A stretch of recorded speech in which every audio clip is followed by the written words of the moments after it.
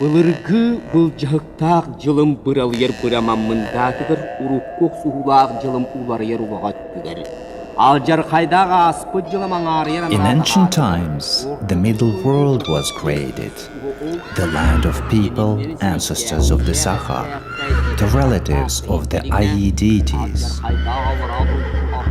The original Mother Earth was created with rising sun, dancing with trees, which were shedding their leaves and dying in the desolation runaway, decaying, drying and re-emerging due to abundance of water. This land lies on the Great Sea, and it is framed by the stone mountains.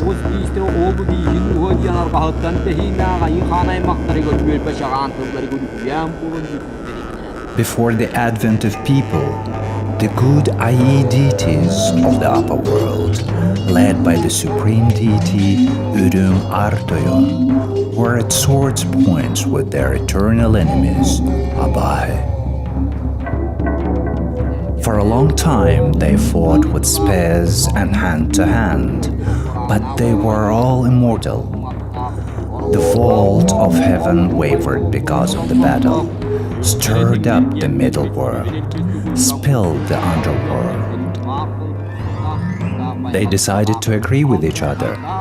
Born to robbery, Abah of the upper world, led by Ulutuyar Ulu Sorun Toyon, great haughty Mr. Raven, the patron of shamans, knowing that the people of Ai will always revenge for their crimes, that wolves with dogs will not live in peace, settled far from people and went to the southern sky, where the clouds run in the opposite direction.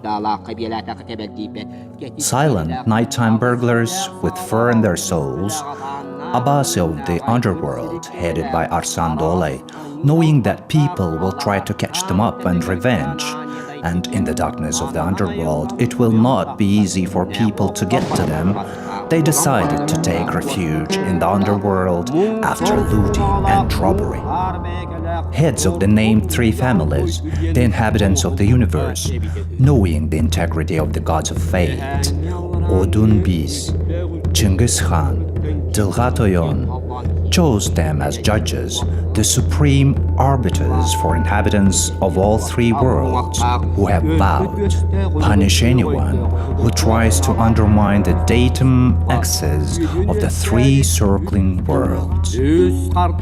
Aingasiertoyon was a younger brother of the supreme deity Urung Artoyon, and he had a pregnant wife, Ayin Norelgen Khotun.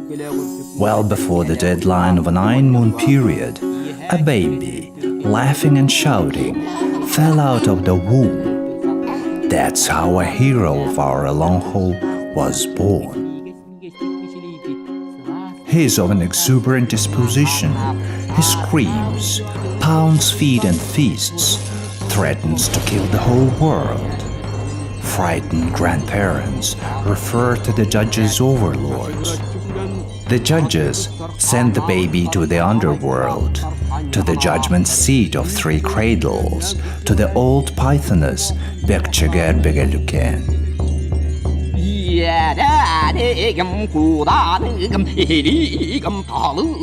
The pythoness, while predicting, sings, "Destroy, crash, oppress all living souls, both good and bad people from the middle world. Scatter ashes of their tribe." That is, she anticipates that the celestial being was born with such strength that can destroy all the worlds and destroy all flesh.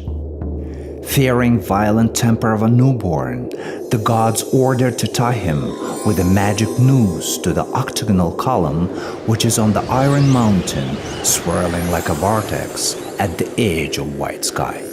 This boy will become a defender of people, a hero named Nurgun Botur the Swift. Gods decide. The boy would be released only in the case of trouble and misery in the middle world, to soothe and kill destroyers.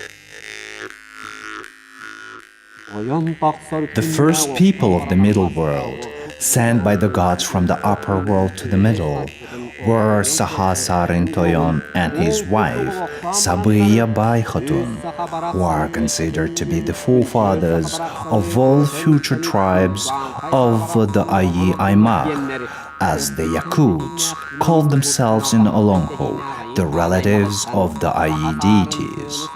They were settled in a spacious valley of Saidilike.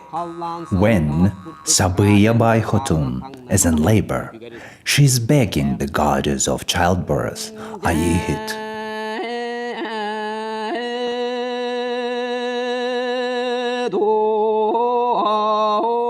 Since then, all new mothers appeal to the goddess of childbirth for help in their songs. Patroness of women in labor descends from the middle tier down to earth in the similitude of a white mare.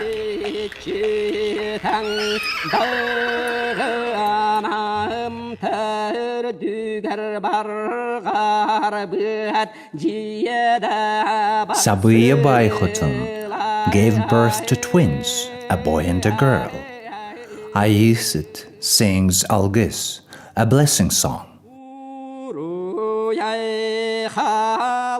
The goddess of fertility, which is happiness and a large family, baptizes a boy as Kundiribine and a girl as Tuyarimako.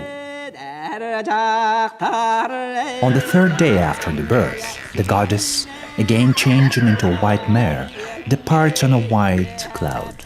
Sabiya Bai Khatun, having called together 12 girls, holds a rite of the Ayihit's farewell ceremony, organizing a festive feast. Children grow up. One day, Kundiribine, longing for feats, starts singing. A young athlete boldly calls upon the heroes of the upper and underworld to cope with him. His splurge turns fatal.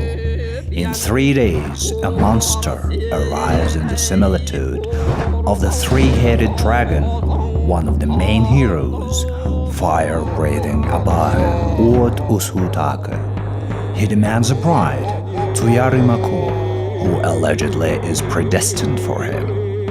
Looking at the young hero, he taunts, jeers that the young athlete is too weak to cope with him, Abahe hero.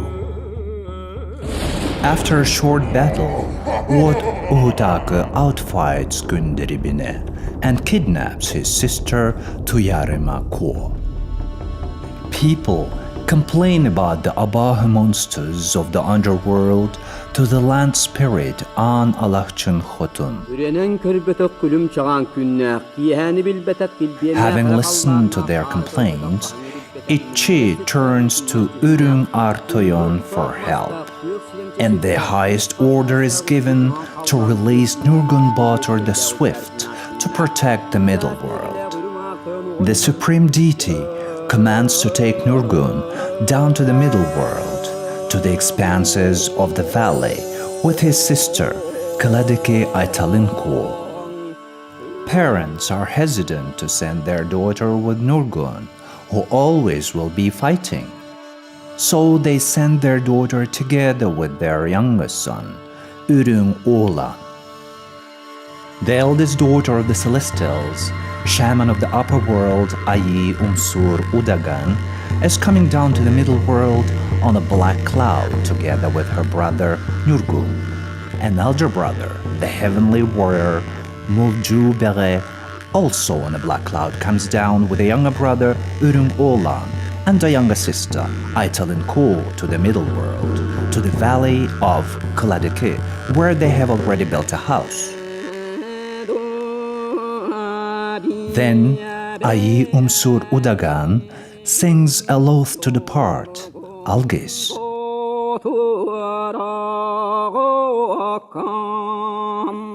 She promises to help in rugged times. Freed from the shackles, Nurgun Botur begins to flex his muscles. From his blows on the stone, it burns up. From his feet stamping, the land starts roaring. A storm starts ruffling. Boulders rise and falls as the rain. After playing enough, the young hero falls asleep and sleeps soundly 30 days and nights. Feeling hungry, he wakes up and runs to the forest. To glorify the taiga spirit Bayanai,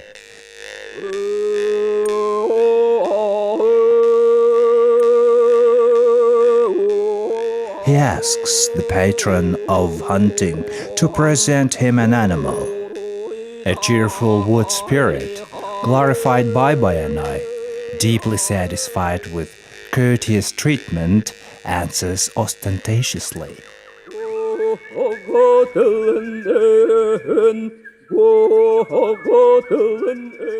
He says that he can present as much game as a suppliant is able to lift up and carry it home.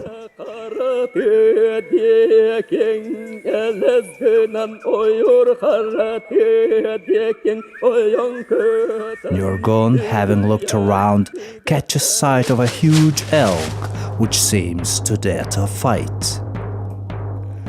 The unarmed hero bops it on ahead and kills it. That's how Nurgun gets his first clothing made of the elk's skin. He brings it meat home.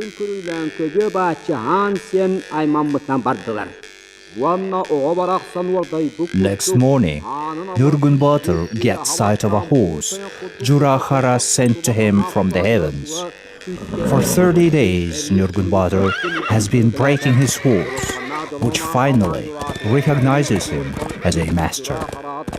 Then, Nurgun, riding his horse, goes to the blacksmith Kutai Baksilan. The blacksmith forges heroic weapons and iron armor for him. Armed for a battle, Nurgun Botur is singing an oath.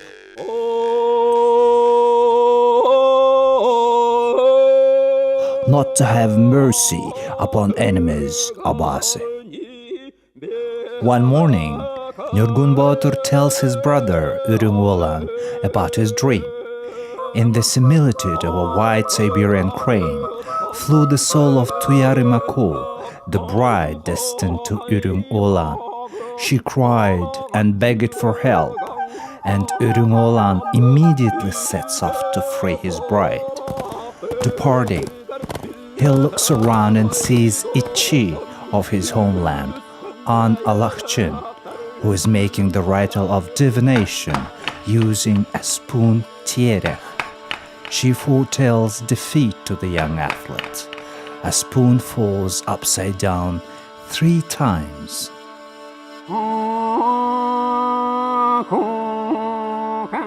Weeping, she predicts that although Urung Olan will die and rise again 3 times, he is going to be happy with his bride Tuyarimako.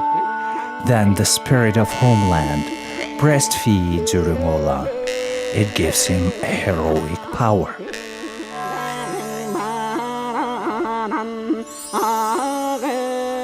After the departure of the young hero, all of a sudden, a creature in the similitude of a monstrous octopus arrives, the underworld Abase, who has 3 shadows, Eser Harbir. He kidnaps Olonkho and disappears. Nurgun Botur immediately harks after the thief and arrives at the underworld. His horse stops by the Sea of Fire and asks the owner to hold tight, as they are now going to fly over the Sea of Fire.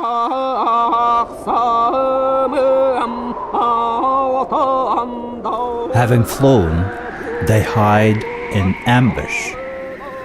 When the kidnapper appears, Nurgun cuts 3-headed, 8-legged snake that Eser Harbir was riding, takes Olonkho away, and turning her into a hair bowl, put it in the left ear of his horse, sends it home and commands to come back to him on the first call.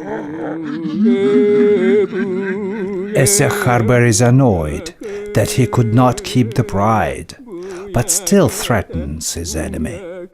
A long, heroic battle of Nurgun against Esarkarbur begins. During the flight, they destroy the underworld.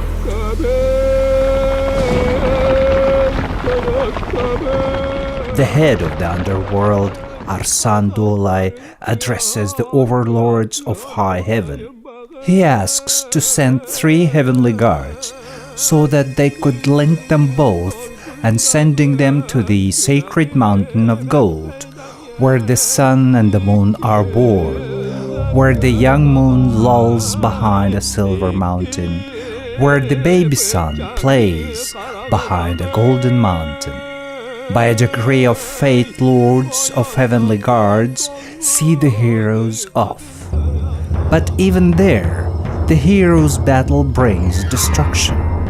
By pleas of residents of the 3 worlds, one of the gods of fate, Jilhatoyon, orders to move the fight to the underworld through a fairy sea into the abyss of death, Uluchurkuchur, to the island which rotates among the ways of the Sea of Fire. Only 2 could find room on this cliff. Exhausted heroes pray in aid of their sister shamans.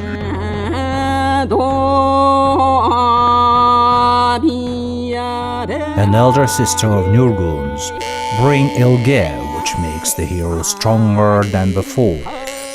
A shaman of the underworld, Etikahaidan, in turn, throws blood clot to Esarkarbur. The Abasi warrior also recovers his strength. Esarkarbur throws Nurgun's head down into the sea, but the Ayum Sur catches it with a tambourine. Then the hero throws down the underworld hero, but Itikahaidan also tries to catch with a tambourine. But a sister of Nurgun blows her tambourine through, and Esarkarbur falls into the fiery sea and dies. Having won, Nurgun Botur, turned into a falcon, rises from the depths, say goodbye to Ayu Umsur Udagan, and calls his horse. The horse appears, the hero takes out a hairball, and his sister appears. Then the defender of the middle world corks all inputs, Arctic to the underworld, and they go home.